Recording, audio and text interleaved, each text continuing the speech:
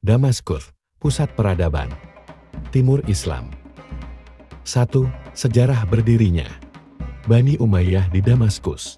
Setelah masa Al-Khulafaul Rasyidin, berdiri sebuah dinasti yang disebut dengan Bani Umayyah. 41 Hijriah 661 sampai 132 750 Masehi. Mu'awiyah bin Abu Sufyan bin Harb bin Abd-Manaf adalah pendirinya. Silsilahnya bertemu dengan Rasulullah Shallallahu Alaihi Wasallam pada Akman F keluarga Hashim Bani Hashim, menjadi panggilan bagi keluarga Rasulullah Shallallahu Alaihi Wasallam. Sementara keturunan Umayyah disebut dengan keluarga Umayyah Bani Umayyah. Mu'awiyah menjadi khalifah pertama Bani Umayyah. Ibu kotanya adalah Damaskus. Mu'awiyah bin Abu Sufyan berhasil mendirikan dinasti ini bukan hanya karena kemenangan diplomasi pada peristiwa Ifin, akan tetapi ia memiliki pemikiran yang kuat untuk membangun masa depan. Dukungan terhadapnya diperoleh dari Bani Umayyah dan orang-orang Suriah. Mu'awiyah bin Abu Sufyan dipandang sebagai negarawan sejati. Dia mampu memainkan peranan sebagai administrator yang bijaksana. Para pejabatnya ditempatkan sesuai dengan kemampuan. Mu'awiyah bin Abu Sufyan sebagai khalifah pertama yang mengubah pemerintahan dari demokratis menjadi kepemimpinan yang turun-temurun. Bahkan, seluruh rakyatnya diwajibkan untuk setia pada Yazid, anaknya. Selain kepemimpinan turun-temurun, pejabat pada dinasti Umayyah berasal dari keturunan Arab. Mu'awiyah bin Abu Sufyan berpengalaman dalam politik. Ia pernah menjadi seorang pemimpin pasukan untuk menaklukkan Suriah, Palestina, Romawi, dan Mesir. Mu'awiyah pernah menjabat gubernur Syam yang membawahi Palestina dan Mesir. Selain mengubah sistem pemerintahan, Mu'awiyah bin Abu Sufyan memindahkan pusat pemerintahan, yaitu dari Madinah ke Damaskus. Pada awal pemerintahan Mu'awiyah bin Abu Sufyan, wilayah diperluas hingga ke India. Ke India, dia mengutus Muhalab bin Abu Sufra. Yazid bin Mu'awiyah memimpin perluasan ke wilayah barat daerah Bizantium. Perluasan mencapai pula daerah luar Arab, seperti kota Konstantinopel. Ahli sejarah mencatat terdapat 13 orang yang pernah menjadi khalifah pada dinasti Umayyah di Damaskus. Dinasti ini telah menggapai berbagai kemajuan, perkembangan, dan perluasan daerah. Pada masa Mu'awiyah bin Abu Sufyan, pasukan pengepung Konstantinopel dapat ditarik. Beliau mendirikan Departemen Pencatatan di WN Al-Hatam, mendirikan pelayanan pos di WN Al-Barid. Pemisahan urusan keuangan dari urusan pemerintahan diatur secara teknis dengan pengangkatan seorang pejabat khusus, yaitu Aib Al-Harith.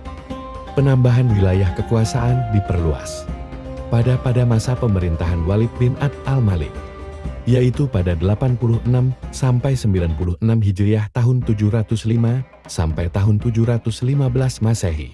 Keadaan dalam negeri dalam kondisi aman. Semua permasalahan bisa teratasi pada masa Abd al-Malik bin Marwan. 65-86 Hijriah tahun 685 sampai tahun 705 Masehi.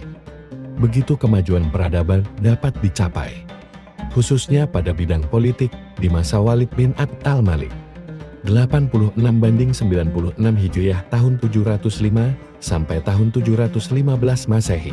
Walid bin Abd al-Malik berusaha memperluas wilayahnya sampai ke wilayah Afrika Utara, yaitu ke Al-Aqsa dan Spanyol Andalusia. Kegigihan dan keberanian Panglima Perang MS bin Nuair dapat membuka peluang untuk melakukan langkah memperluas wilayah dengan mengirim Tariq bin Ziyad untuk merebut Andalusia. Pada tahun 711 Masehi, Tariq bin Ziyad berhasil menduduki sebuah selat antara Afrika dan Spanyol, yaitu Selat Gibraltar, yang diambil dari kata Jabal Tariq. Khalifah ketiga yang besar pada dinasti ini adalah Umar bin Abd al-Aziz. 99 Oktober 1 Hijriah tahun 717 sampai tahun 719 Masehi. Ia terkenal dengan ketakwaan dan keadilannya. di Madinah. Ia menghabiskan waktu untuk belajar ilmu agama, khususnya bidang hadis. Pada awalnya, dia pejabat yang kaya raya. Ketika menjadi khalifah, berubah menjadi orang yang zuhud, bekerja keras, sederhana, dan pejuang tangguh. Tanah, perhiasan steril, dan kekayaan lainnya diberikan kepada Baitul Mal. Umar bin Abdul Aziz memiliki kebijakan pemerintahan yang mendukung pada kemajuan. Ia memerintahkan pengumpulan hadis. Ia mampu mendamaikan antara Muawiyah, Hawarin, dan Syiah. Gaji gubernur dinaikkan. Pemerataan kemakmuran diberikan melalui santunan kepada fakir miskin. Dinas pos diperbaharui. Kedudukan orang non-Arab yang dinomorduakan dengan orang-orang Arab menjadi disamakan. Ia mampu menciptakan kesatuan Muslim secara umum. Selain itu, pajak dapat dikurangi. Pembayaran jizyah dihentikan.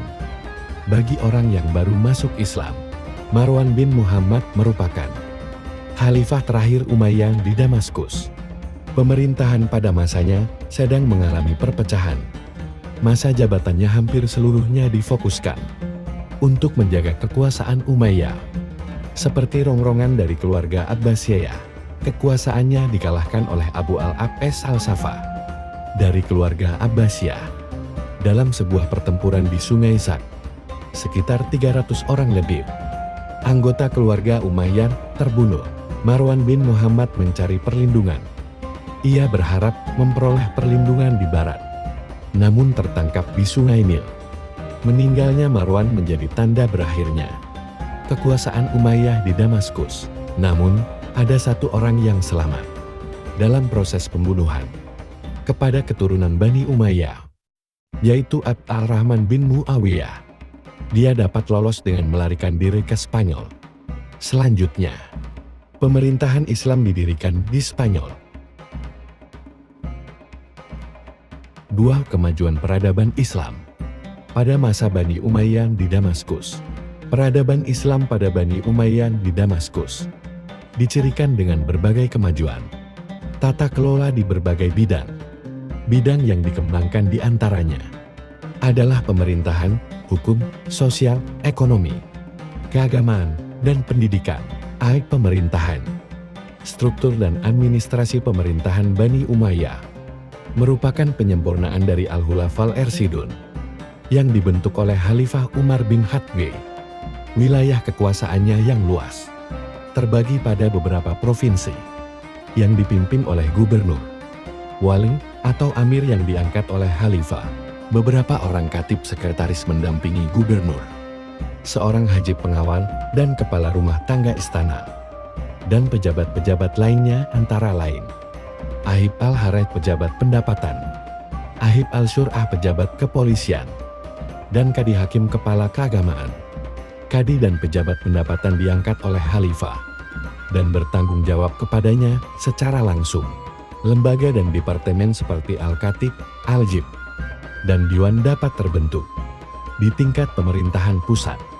Lembaga Al-Khatib terdiri atas Khatib Al-Rasil Sekretaris Negara, Khatib Al-Haraj Sekretaris Pendapatan Negara, Khatib Al-Jun Sekretaris Militer, Khatib Al-Syur'ah Sekretaris Kepolisian, dan Sekretaris Kadipanitera. Para khatib tersebut memiliki tugas untuk mengelola administrasi negara secara rapih dan baik untuk mewujudkan kemaslahatan. Pengaturan pejabat atau siapapun yang ingin bertemu dengan khalifah dipegang oleh Al-Overlain Ajib.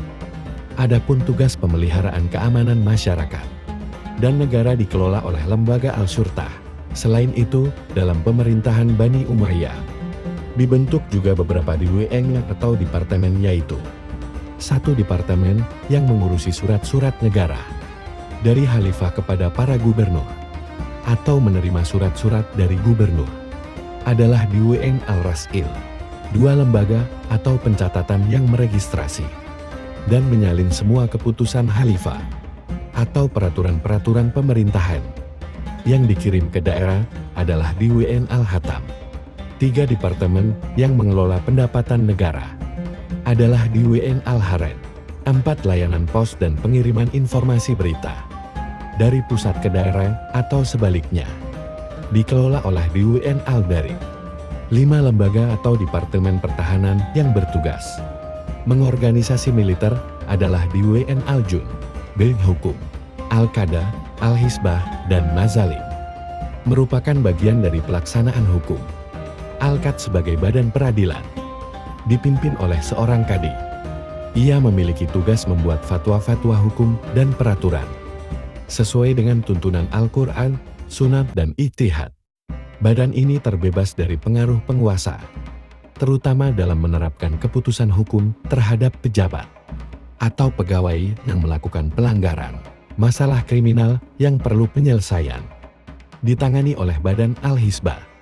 Badan Al-Mazalim bertugas meninjau kembali kesahihan dan keadilan putusan hukum oleh kadi. Badan ini lebih tinggi dari Al-Qad dan Al-Hisbah. Share sosial, hubungan antar bangsa Arab Muslim, dibuka oleh dinasti ini. Begitu pula terhadap negara taklukan seperti Mesir, Persia, dan Eropa. Berkat hubungan ini, lahir kreativitas baru pada bidang seni dan ilmu pengetahuan. Dome of the Rock di Yerusalem merupakan salah satu bangunan monumen terbaik pada masa Bani Umayyah di ekonomi. Jalur perdagangan pada masa ini menjadi semakin lancar. Pelabuhan dagang yang ramai dan makmur, di antaranya adalah Basrah di Teluk Persia.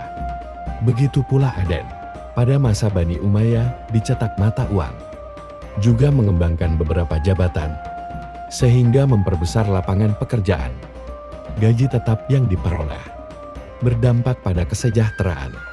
Pengumpulan pajak ditetapkan oleh Khalifah. Misalnya, pada zaman Muawiyah bin Abi Sufyan, ditetapkan 2,5% pajak dari pendapatan. Hal ini hampir sama dengan zakat penghasilan. Pada masa sekarang, ekonomi diperbaiki pada masa awal pendirian dinasti ini. Kondisi ini tidak secara langsung berdampak luas pada sektor ekonomi. Penataan hukum dipengaruhi oleh pemberian gaji dari Bait Al-Mal kepada kadi sebagai sebuah jabatan profesional. Seorang kadi bersifat independen dan dapat memutuskan satu perkara dengan leluasa, termasuk menindak pejabat negara. Perekonomian yang dibangun menjadi salah satu pilar utama. Di zaman Bani Umayyah, ekonomi dapat ditumbuhkan. Ekonomi yang mapan mampu mendorong terbentuknya bangunan masyarakat Muslim yang rapi, khususnya pada aspek kerukunan antar umat beragama. Keragaman sosial masyarakat merupakan dampak dari wilayah kekuasaan yang luas. Hal ini terjadi pada aspek sosial, budaya, dan agama.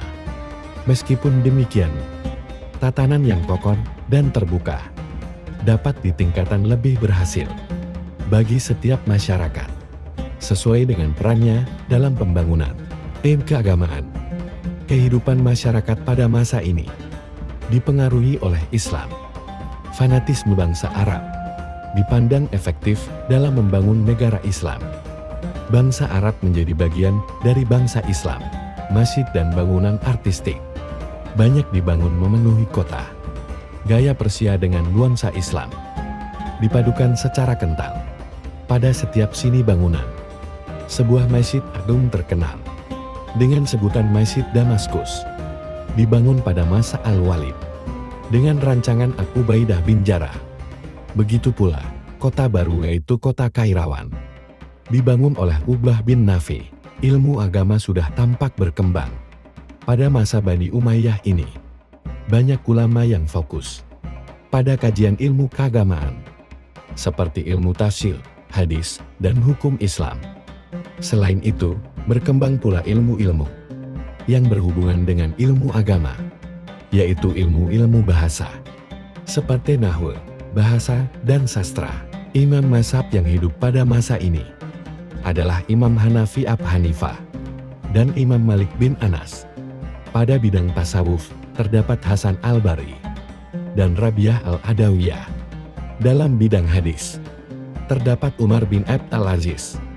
Dalam bidang tafsir, terdapat Abdullah bin Abbas dari Madinah, Abdullah bin Masdi dari Mekah, Sa'ad bin Zubair, dan Mujahid murid Iba Abbas. F. Pendidikan. Pada masa Bani Umayyah, perkembangan pendidikan dalam hal ini ilmu-ilmu non-keagamaan belum begitu menonjol. Penerjemahan buku-buku dari bahasa non-Arab belum memiliki arti yang penting. Khalifah sibuk dalam menyelenggarakan pemerintahan yang mapan selain terjadinya pembebasan wilayah-wilayah baru. Tradisi Arab dengan produk syair lebih menonjol dibandingkan tradisi ilmiah. Meskipun demikian, ilmu kimia dan pengobatan menjadi disiplin ilmu yang dikembangkan pertama kali. Dinasti Umayyah berjasa besar dalam mengembangkan ilmu pengetahuan. Mereka menjadikan Masyib sebagai pusat aktivitas ilmiah, termasuk syair, sejarah, diskusi, dan akidah, serta pembelajaran lainnya. Di daerah taklukan, banyak pula didirikan Masyib. Masjidil Haram di Mekah dan Masjid Nabawi di Madinah menjadi pusat pengkajian ilmu yang sering dikunjungi oleh orang-orang Islam dari berbagai daerah. Pendidikan Islam telah dikembangkan pada pola yang lebih baik dibandingkan pada masa sebelumnya. Semarak kajian ilmu di masjid, kutab serta majelis sastra menjadi tanda perkembangan tersebut. Adapun beberapa cendekiawan muslim pada masa Bani Umayyah sebagai berikut.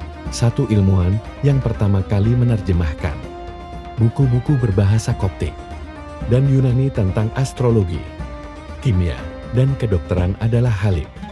Dua, Abdullah bin Abbas dan muridnya yang bernama Atahin Rabah adalah orang pertama yang mendalami ilmu fikih di Mekah.